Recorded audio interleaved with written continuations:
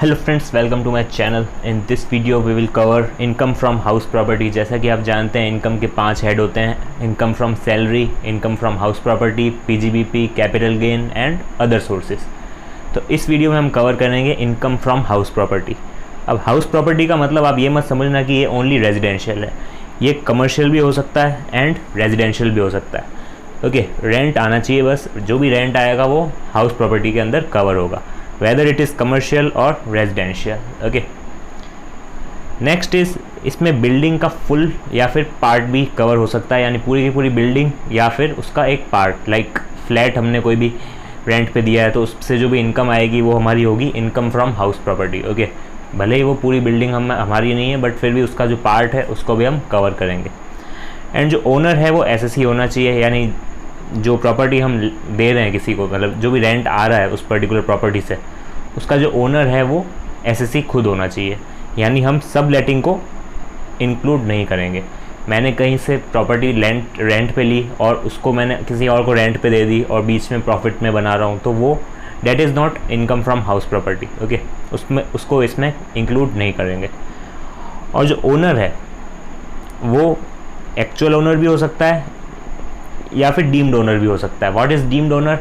Like एक example देता हूँ, सपोज़ कीजिए एक कोऑपरेटिव सोसाइटी है, तो उसमें जो एक फ्लैट होता है तो उसका ओनर कोऑपरेटिव सोसाइटी होती है, बट जो रजिस्ट्रेशन होता है वो उस पर्टिकुलर जो मेंबर है उसके नाम होता है, तो वो एज अ मेंबर रहता है, बट सब्सटेंस ओवर फ्रॉम है तो वो एक्चुअल ओनर ही, बट फिर भी लीगल टर्म्स में वो एक मेंबर है इन कोऑपरेटिव सोसाइटी। ओके, तो उसको भी हम डीम्ड ओनर मानेंगे बिकॉज एक्चुअल में ओनर तो वही है, राइट। तो ये होता है actual owner and deemed owner. Deemed owner में और भी कई सारी चीज़ें हैं, वो आप पढ़ सकते हैं। ओके, और SSC should not using for business purpose. Okay, यानी मैंने कोई प्रॉपर्टी लेट आउट की है, यानी रेंट पे दी है, तो मैं उस प्रॉपर्टी को बिजनेस पर्पस के लिए यूज़ नहीं कर सकता। ओके, हाँ, किसी और को मैं दे रहा हूँ और वो अपना बिजनेस उस पर्टिकुलर प्रॉपर्टी में कर रहा है, that is include in income from house property, but मैं खुद उस प्रॉपर्टी में बिजनेस पर्पस के लिए यूज़ नहीं कर सकता। Okay, SSC should not using for business purpose. Next is जो इनकम अर्नड है वो क्या होगा? Rent of property, right. जो भी प्रॉपर्टी हमने रेंट पे दी है उसका जो रेंट आएगा वही हमारी इनकम अर्नड होगी, और वही हम इंक्लूड करेंगे इनकम फ्रॉम हाउस प्रॉपर्टी में। बट जो इनकम टैक्सेबल होगी वो कौन सी होगी? जो उस प्रॉपर्टी की कैपेसिटी है, यानी जितनी कैपेसिटी है उस प्रॉपर्टी की अर्न करने की, वो हम टैक्सेबल करेंगे। यानी इनकम टैक्स में ऐसा कहा गया है कि आपकी जो रेंट आ रहा है उसको हम इग्नोर नहीं करेंगे, वो कंसिडर करेंगे, बट हम टैक्सेबल किसको करेंगे? जो कैपेसिटी अर्न करने की है उस प्रॉपर्टी की, राइट। यानी जो कैपेसिटी है उस पर्टिकुलर प्रॉपर्टी की, कितना वो अर्न कर सकती है, यानी कितना रेंट उसको मिलेगा अगर हम उसको रेंट पे दें, वो जिसको हम कहते हैं एनुअल वैल्यू। ये कैसे कैलकुलेट करते हैं वो हम आगे देखेंगे। अभी के लिए इतना समझ में आना चाहिए आपको कि income earned, rent of property, but income taxable जो कैपेसिटी है उस प्रॉपर्टी की अर्न करने की। ओके, तो that is the difference between income earned and income taxable. Next is हो सकता है कंपोजिट रेंट। लाइक आपने कोई रेंट पे दी है प्रॉपर्टी बट साथ में उसका क्या है, फर्नीचर वगैरह भी दे दिया। ओके, तो उस केस में क्या हो गया? कंपोजिट रेंट हो गया। इफ़ इट इज़ सेपरेबल, यानी सेपरेटली आइडेंटिफाई कर सकते हैं, देन जो हाउस प्रॉपर्टी का हिस्सा है वो सेक्शन 22 यानी जो इसका चार्जिंग सेक्शन है उसमें जाएगा, एंड अदर जो है वो 28 या फिर 56। 28 है पीजीबीपी का, 56 है अदर सोर्सेज का, एज द केस में भी वहाँ पे चला जाएगा। ओके, तो अगर सेपरेटली आइडेंटिफाइबल है तो ये होगा, अगर सेपरेबल नहीं है देन सेक्शन 28 पीजीबीपी या फिर other sources as the case में भी। तो this is the treatment of composite rent. Okay, next अब देखते हैं प्रॉपर्टी कितने तरह की होती है। तो सबसे पहला टाइप है सेल्फ ऑक्यूपाइड प्रॉपर्टी, जिसे एसओपी कहेंगे हम शॉर्ट में। तो इसमें जो एक टैक्स बेनिफिट मिलता है हमें, वो क्या मिलता है कि हमारी जो एनुअल वैल्यू है, एनुअल वैल्यू क्या थी? जितनी कैपेसिटी है उस प्रॉपर्टी की अर्न करने की, राइट, जो हमने लास्ट स्लाइड में पढ़ा, वो जो है नील मानते हैं हम। ओके, तो इससे क्या होता है, ये एक तरह का टैक्स बेनिफिट है बिकॉज हम एनुअल वैल्यू नील मान रहे हैं, और used for own residents through out the year. Okay, यानी पूरे साल हमें उसको अपने रेजिडेंट में यूज़ करना है, ओके, यानी हम खुद रहने चाहिए वहाँ पे, राइट।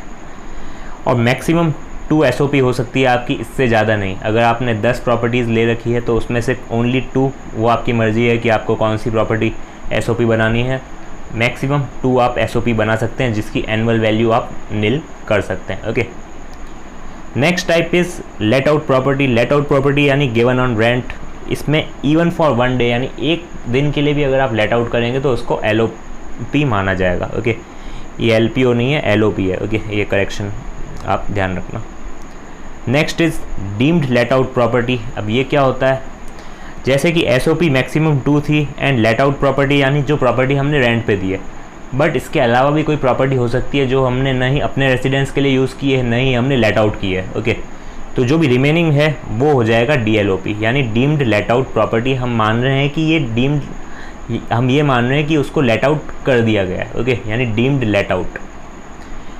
और अगर वो स्टॉक में भी है, स्टॉक में मतलब जो लोग मतलब प्रॉपर्टी खरीदते हैं, बेचते हैं ऐसे, तो भी हम उसको डीम्ड लेट आउट प्रॉपर्टी मानेंगे। और अगर जो कंस्ट्रक्शन है वो कर रहे हैं तो वो भी अपनी प्रॉपर्टी जो है वो स्टॉक में रखते हैं, राइट। तो उसमें क्या है, after 2 years from the end of financial year, जब हमें CC मिला है यानी कंप्लीशन सर्टिफिकेट रिसीव हुआ है, उसके बाद 2 साल के बाद हम उसको मानेंगे deemed let out property. Because जो कंस्ट्रक्शन होता है प्रॉपर्टी का, उसमें तो हम लेट आउट कर नहीं सकते यानी डीम्ड लेट आउट कर नहीं सकते। डेट्स वाई ये रूल आया है कि जिस फाइनेंशियल ईयर में आपको कंप्लीशन सर्टिफिकेट मिलेगा उस प्रॉपर्टी का, उसके 2 साल बाद वो प्रॉपर्टी आपकी डीम्ड लेट आउट प्रॉपर्टी मान ली जाएगी, यानी हम यही सोचेंगे कि आपने वो प्रॉपर्टी लेट आउट कर दी है, ओके। तो these are the 3 types of property. Next अब एक बार फॉर्मेट देख लेते हैं। Income from house property calculate कैसे किया जाता है। सबसे पहले ग्रॉस एनुअल वैल्यू, ये कैसे निकालेंगे हम नेक्स्ट स्लाइड में देखेंगे। उसमें से लेस होगा municipal tax paid by landlord, okay. यहाँ पेड लिखा है, पेबल नहीं है, ओके, यानी एक्चुअल में जो पे करेंगे हम म्युनिसिपल टैक्स, उसका ही हमें डिडक्शन मिलेगा। एंड वो पे करना किसे है, लैंडलॉर्ड को, ओके। लैंडलॉर्ड यानी एसएससी ने जितना भी म्युनिसिपल टैक्स पे किया है वो उसको डिडक्शन मिलेगा। लेस करते ही आ जाएगा हमारा नेट एनुअल वैल्यू, जिसमें से हम लेस करेंगे deduction under 24। There are 2 deduction under 24। First is standard deduction, that is 30% of NAV। एक और चीज़ लेस होगी, इंटरेस्ट ऑन बोरोड कैपिटल। अगर हमने वो प्रॉपर्टी पे लोन ले रखा है, उस पर जो भी इंटरेस्ट लगेगा वो हम लेस कर देंगे, ओके। वो क्या होगा रूल, वो हम आगे देखेंगे, बट अभी जो फॉर्मेट है वो आपको दिमाग में रखना है। फॉर्मेट यही है, ओके। फिर आ जाएगा हमारा इनकम फ्रॉम हाउस प्रॉपर्टी। तो अब स्टार्ट करते हैं। सबसे पहला कंपोनेंट जो था हमारा, जैसे कि यहाँ एक एक कंपोनेंट वाइज चलते हैं। सबसे पहले GAV, हो सकता है आगे पीछे हो जाए, बट आपको ये फॉर्मेट ध्यान में रखना है कि इस फॉर्मेट से हमारी निकलेगी इनकम फ्रॉम हाउस प्रॉपर्टी। तो सबसे पहले GAV कैलकुलेशन देखते हैं। तो GAV को कैलकुलेशन कैसे होगा, सबसे पहले हमें क्या करना है, म्युनिसिपल वैल्यूएशन निकालनी है। म्युनिसिपल वैल्यूएशन क्या होगी, annual value adopted by local authority, यानी लोकल अथॉरिटी ने जो भी एनुअल वैल्यू निकाली होगी वो। B पॉइंट, फेयर रेंट यानी reasonable rent due to various factors, यानी जो भी रेंट है आपके नेबरहुड में और भी जो भी फैक्टर्स होते हैं आसपास के, कौन कौन सी मतलब फैसिलिटीज़ है आसपास, पास में एयरपोर्ट है, पास में स्टेशन है, ये सारी फैसिलिटीज़ जो होती है, तो ये सब चेक करके हमें क्या निकालना है, रीजनेबल रेंट, ओके। तो fair rent and municipal valuation दोनों को कंपेयर करेंगे, विच एवर इज़ हायर वो हो जाएगा हमारा एक्सपेक्टेड रेंट, ओके। तो एक्सपेक्टेड रेंट तक पहुंच गए। उसके बाद हमें चेक करना है standard rent under rent control act, अगर लगता है आपकी स्टेट में तो, नहीं लगता है तो उसको इग्नोर करना है, ओके। अगर लगता है, हम एज्यूम करते हैं, तो हमें क्या करना है, इसको कंपेयर करना है एक्सपेक्टेड रेंट से। तो एक्सपेक्टेड रेंट से इसको कंपेयर करेंगे, विच एवर इज़ लोअर वो आ जाएगी हमारी एनुअल लेटिंग वैल्यू, जिसे हम कह सकते हैं रीजनेबल लेटिंग वैल्यू ऑल्सो, ओके। फिर विच एवर इज़ लोअर जो आएगा वो हमारा आ गया एनुअल लेटिंग वैल्यू। उसके बाद हमें एक चीज़ करनी है, जो एक्चुअल रेंट है उससे कंपेयर करना है, ओके। अब ये यहाँ तक तो आपको क्लियर है, बट आफ्टर डेट क्या करना है, हमें GAV निकालने के लिए क्या करना है, एक्चुअल रेंट E और F, whichever is higher, यानी एक्चुअल रेंट को कंपेयर करना है एनुअल लेटिंग वैल्यू से, विच एवर इज़ हायर वो हो जाएगा हमारा GAV। थोड़ा सा लॉन्ग प्रोसेस है बट अभी भी ख़त्म नहीं हुआ है। इसके बाद एक और पॉइंट है, यहाँ तक GAV आपकी कैलकुलेशन हो जाएगी, but if there is a vacancy rent, यानी आपने 6 महीने के लिए या 5 महीने के लिए वैकेंट रखा है, यानी किसी को भी लेट आउट नहीं किया, ओके, यानी वैकेंसी है उस पर्टिकुलर पीरियड पे, देन हमें क्या करना पड़ेगा, जो हमारा F पॉइंट है यानी एक्चुअल रेंट, उसमें प्लस करना पड़ेगा वैकेंसी रेंट। तो हमारा throughout the year rent आ जाएगा, राइट, एक्चुअल रेंट जो हमें मिला एंड वैकेंसी रेंट अगर हम लेट आउट करते तो कितना मिलता, ओके। तो दोनों को ऐड करेंगे, फिर हमें कंपेयर करना है G पॉइंट, यानी ये जो एडिशन किया इन दोनों का हमने इसको कंपेयर करना है E से। ये मोर देन और इक्वल टू E है, यानी मोर देन और equal to annual letting value है, देन हम एक्चुअल रेंट को ही GAV मान लेंगे, ओके। बट अगर G यानी ये जो F प्लस वैकेंसी रेंट यानी actual rent plus vacancy rent कम है E पॉइंट से यानी एनुअल लेटिंग वैल्यू से, देन हमें E को यानी एनुअल लेटिंग वैल्यू को GAV मानना है, okay. So this is the computation of GAV। अब हम देखते हैं जो एक्चुअल रेंट है वो होता क्या है। तो एक्चुअल रेंट होता है रिसीवेबल, जितना रेंट रिसीव होना चाहिए था बट माइनस अनरियलाइज्ड रेंट, यानी जो रेंट हमें रियलाइज नहीं हुआ है, okay, equals to actual rent received. But there are conditions कि हमें वो रेंट रिसीव नहीं हुआ है, तो इसमें डिफ़ॉल्ट जिसने किया है यानी जो भी उस पर्टिकुलर हाउस में रह रहा है, उसको ऑक्यूपाई करके रख रहा है, उसने पेमेंट नहीं की है, तो इसका क्या प्रूफ है। तो उसके लिए हमें कुछ कंडीशंस चेक करनी पड़ेगी। टेनेंसी जो है वो बोनाफाइड होनी चाहिए यानी इन गुड फेथ, एंड जो भी टेनेंट है डिफ़ॉल्ट कर रहा है तो हमें उसको क्या कराना है, वेकेंट कराना है अपनी प्रॉपर्टी को, ओके, यानी उसको निकालना है अपनी प्रॉपर्टी से, यानी वेकेट कराना है। एंड अपनी जो भी प्रॉपर्टी में हमने उसको जगह दी है, यानी हमने जो भी रेंट पे दी है उस पर्टिकुलर पर्सन को प्रॉपर्टीज़, उस सब में से उसको वेकेट करवाना है। नेक्स्ट जो भी नेसेसरी स्टेप्स है फॉर रिकवरिंग वो लेने हैं। अगर वो काम के नहीं है यानी काफ़ी ज़्यादा चार्जेस लग रहे हैं, उसके जितना रेंट नहीं था उससे भी ज़्यादा चार्जेस लग रहे हैं, then we have to convince AO यानी असेसिंग ऑफिसर डेट जो भी स्टेप्स हम लेंगे for recovering is of no use, okay, यानी उसका कोई मतलब नहीं है रिकवर करने का। तो ये सारी बातें हमें प्रूफ करनी पड़ेगी, उसके बाद ही हम एक्चुअल रिसीव्ड ले सकते हैं, ओके, यानी माइनस कर सकते हैं अनरियलाइज्ड रेंट जो हमें रियलाइज़ नहीं हुआ है, ओके। तो ये कंडीशंस आपको ध्यान में रखनी है। नेक्स्ट इज़ म्युनिसिपल टैक्सेस, जो हमने पढ़ा था फॉर्मेट में, तो वो है allowed only if it is paid by landlord, okay, paid होने चाहिए प्लस लैंडलॉर्ड के द्वारा यानी SSC, ओके। और अगर परसेंट गिवन है देन परसेंट जो है वो किस पे होगा, म्युनिसिपल वैल्यूएशन पे, ओके, यानी जो भी म्युनिसिपल वैल्यूएशन है उस पर हम परसेंट कैलकुलेट करेंगे हमेशा म्युनिसिपल टैक्सेस का, okay. Next is net annual value, जो कि हमने सिंपल सा है, ग्रॉस एनुअल वैल्यू में से लेस कर देंगे म्युनिसिपल टैक्सेस, तो हमारा आ जाएगा नेट एनुअल वैल्यू। तो इसमें कुछ खास नहीं है। Next is for self occupied property maximum 2 ले सकते हैं और जिसकी NAV होगी नील, ओके, दोनों ही।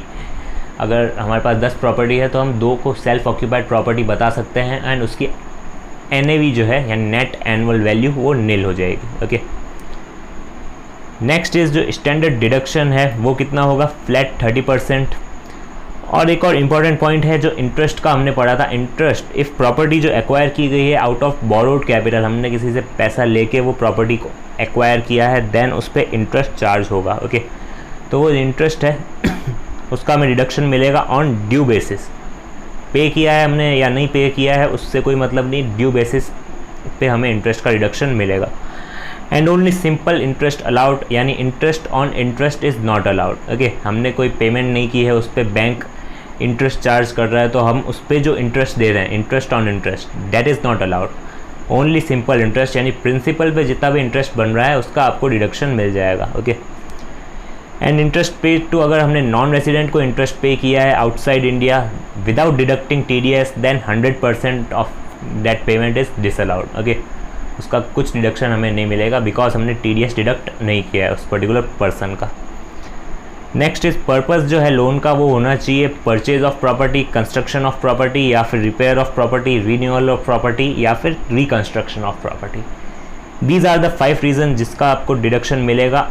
अदर देन डैट आपको कोई डिडक्शन नहीं मिलेगा उस पर्टिकुलर इंटरेस्ट का। अगर आपने किसी और पर्पज़ के लिए इंटरेस्ट लिया है और उस पर्पज़ के लिए आप किसी और पर्पज़ के लिए आपने लोन लिया है एंड उस पर आप इंटरेस्ट दे रहे हैं, देन उसका डिडक्शन नहीं मिलेगा। लोन जो होना चाहिए वो इसी पर्टिकुलर पर्पज़ के लिए होना चाहिए, इन पांचों में से कोई भी एक।